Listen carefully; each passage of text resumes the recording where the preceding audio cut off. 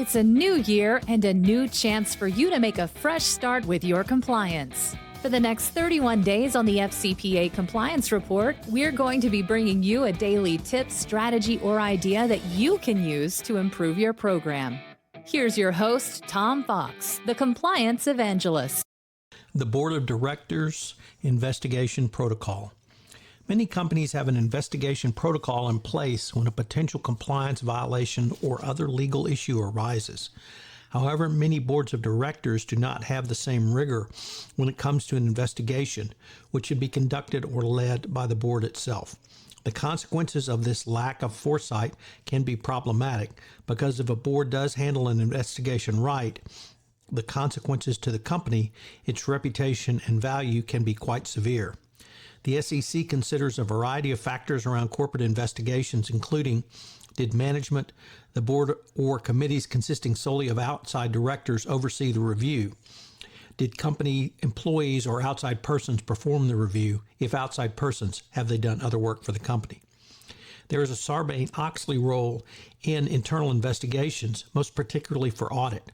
Section 301 of the Act, or rather SOX, establishes certain requirements for audit committees, including procedures for the receipt, retention, and treatment of complaints received by the issuer regarding accounting, internal controls, or auditing matters.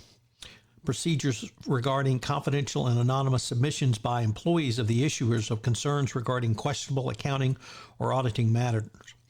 3, authority to engage independent counsel and other advisors as it determines necessary to carry out its duties. 4, funding to engage advisors as it deems appropriate.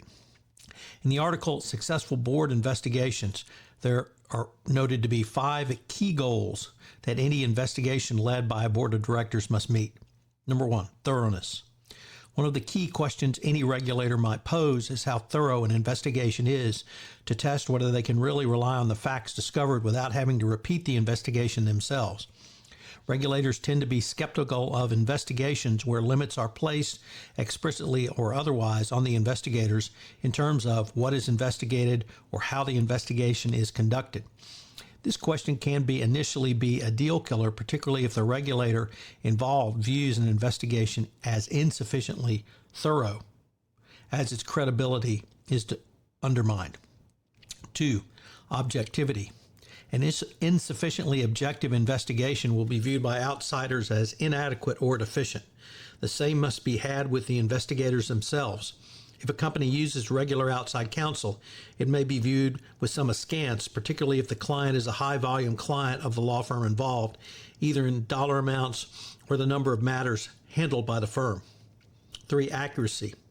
In any part of a best practices compliance program, the 3 most important things are document, document. This means that the factual findings of an investigation must be well supported.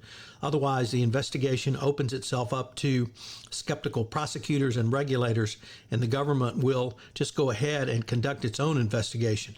This is never good, and your company may lose what little credibility and goodwill that it may have engendered by self-reporting or self-investigating. 4, timeliness. Certainly in the world of FCPA enforcement, an internal investigation should be done quickly. This has become even more necessary with a tight deadline set under the Dodd-Frank whistleblower provisions and the new mandate for whistleblowers to report to the SEC to receive protection from retaliation. But there are other considerations for a public company, such as impending SEC quarterly or annual report that may need to be deferred absent a timely resolution of the matter. Lastly, the DOJ or SEC may view delaying an investigation simply as part of document spoliation. 5, credibility.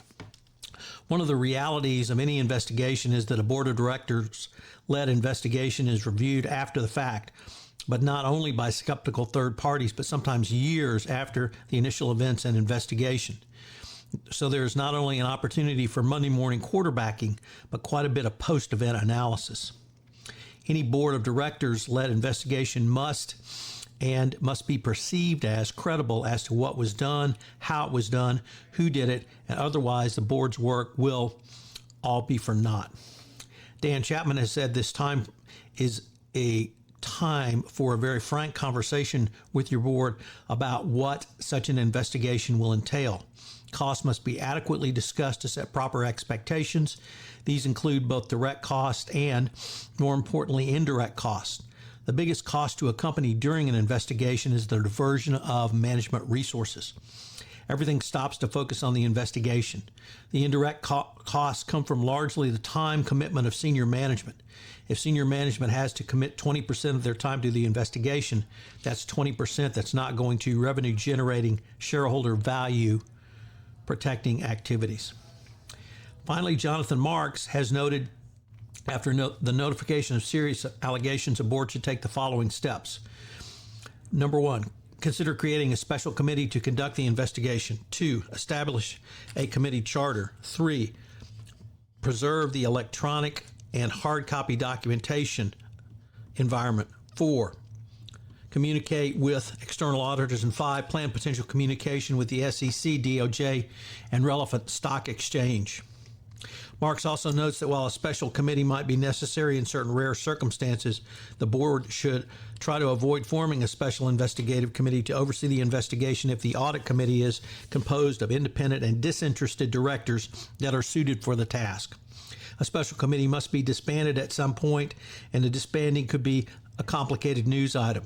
Conversely, if the audit committee oversees the investigation, then once the investigation is complete, they can pivot back to their normal duties, which would include overseeing the actual restatement process. Investigations overseen by an audit committee also benefit from positive relationship with the committee chair, usually an audit partner. So what are today's 3 key takeaways? Number 1, the board should have a written protocol for any investigation in advance.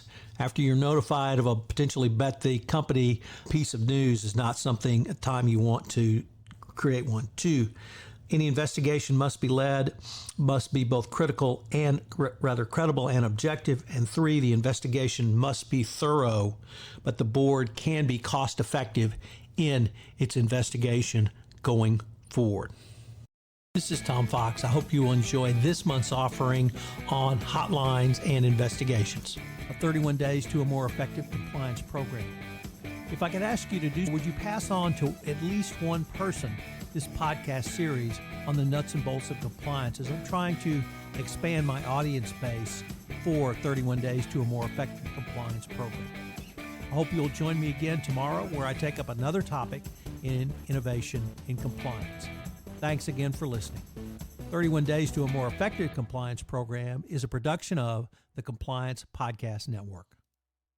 This podcast is a part of the C-Suite Radio Network.